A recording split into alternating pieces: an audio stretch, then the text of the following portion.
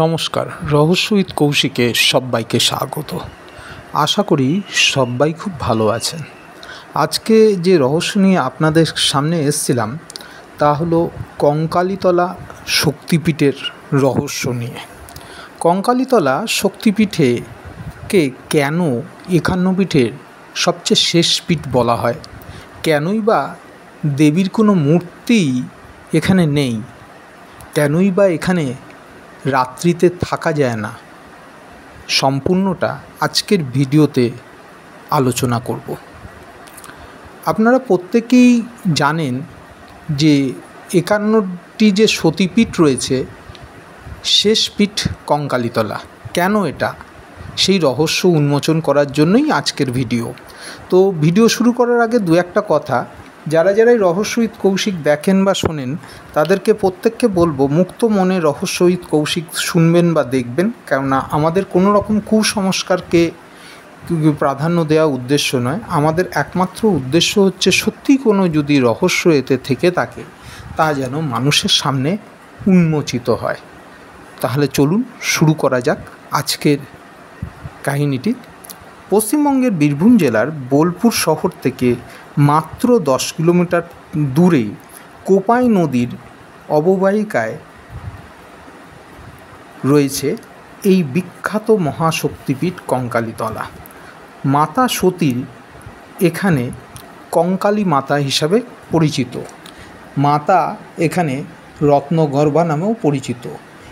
এই পীঠ থেকে শোনা যায় এখানে দেবীর কঙ্কাল বা অস্থি পড়েছিল, যার ফলে দেবী এখানে পরিচিত কঙ্কালী মাতা নামে।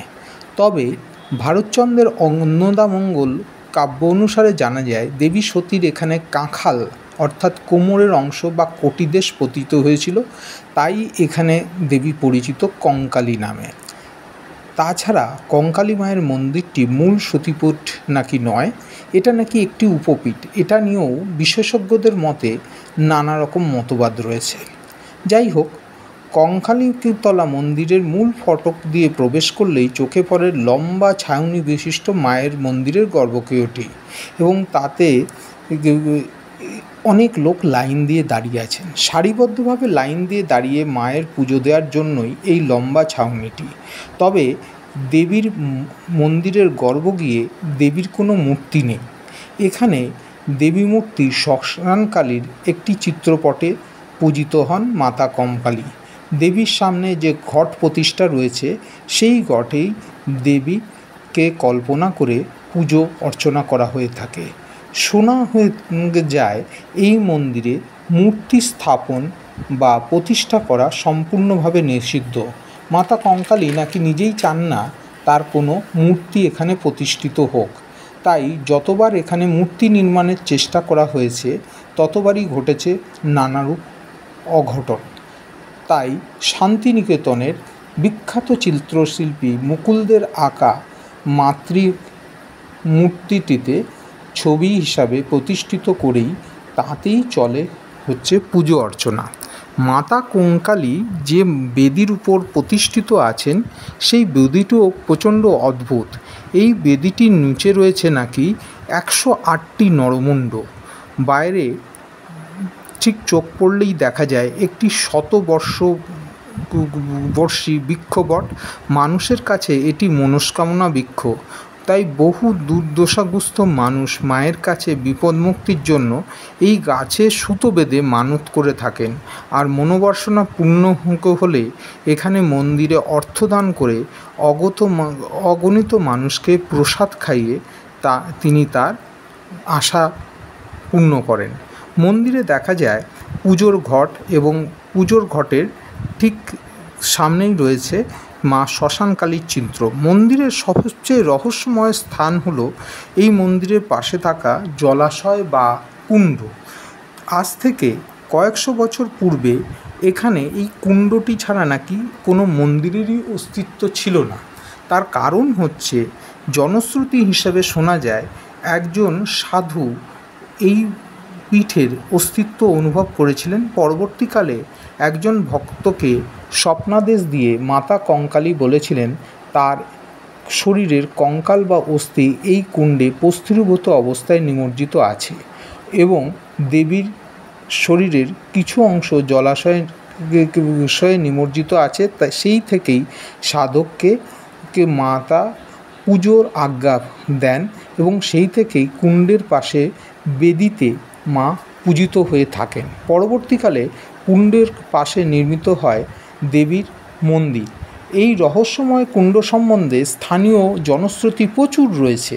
কিছু জনশ্রুতি সম্বন্ধে আমরা বলি তো বলা হয়, প্রচণ্ড দাবদাহে গোটা বীরভূম জেলার জল যদি শুকিয়েও যায় তবু কুণ্ডের জল কখনো শুকায় না। স্থানীয় বিশ্বাস অনুযায়ী এই কুণ্ডের পশ্চিম পাশে নাকি দুটো গুপ্ত সুড়ঙ্গ আছে, যেটা নিয়ে কাশীর মণিকর্ণিকা ঘাটের সাথে যুক্ত রয়েছে এই গুপ্ত সুড়ঙ্গ দুটি, যার ফলে কোনো মৌসুমেই এই জল শুকায় না। দেবীকুণ্ডে এই জলে নামা সম্পূর্ণ নিষিদ্ধ। যদি কোনো ভক্ত ভুল করে নামেন তাহলে তার জীবনে ঘটে যেতে পারে চরম বিপত্তি। সাধারণ মানুষরা এই কুণ্ড দর্শন করে কুণ্ডতে ফুল অর্পণ করেন এবং এই কুণ্ডের জল মাথায় দিয়ে মায়ের কৃপা প্রার্থনা করে থাকেন। শোনা যায় এই কুণ্ডের জল পান করে বহু দুরারোগ্য ব্যক্তি রোগ থেকে মুক্তিপ্রাপ্ত হয়েছেন। এই বলা হয় এই কুণ্ডের দেবীয়াংশগুলি পাথর হিসাবে নিমজ্জিত এবং 20 বছর অন্তর সেই পাথরগুলিকে জলাশয় থেকে তুলে পুজো করে আবার সেটাকে জলাশয়ে ডুবিয়ে দেওয়া হয়। এই মন্দিরে রাত্রি যাপন সম্পূর্ণ নিষিদ্ধ।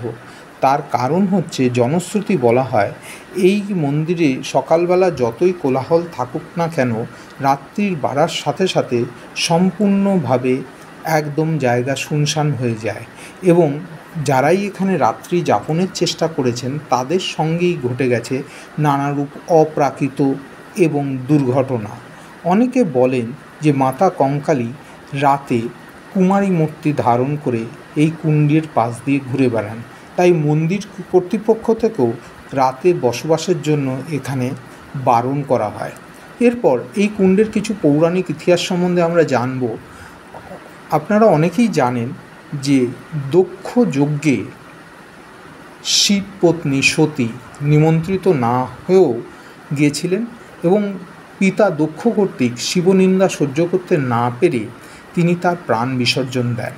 এমতো অবস্থায় দক্ষ রাজের যজ্ঞে স্বয়ং শিব উপস্থিত হয়ে দক্ষ যজ্ঞকে পণ্ড করে দেন এবং শিব মাতা সতীকে ঘাড়ে নিয়ে তাণ্ডব নৃত্য শুরু করেন। তখন নারায়ণ শিবকে সতীর দেহ থেকে আলাদা করার জন্য সুদর্শন চক্রের সাহায্যে দেবী সতীর দেহকে 51টি খণ্ডে বিভক্ত করে দেন এবং সেটি বিভিন্ন জায়গায় পতিত হয়ে শক্তিপীঠ নামে পরিচিত হয়।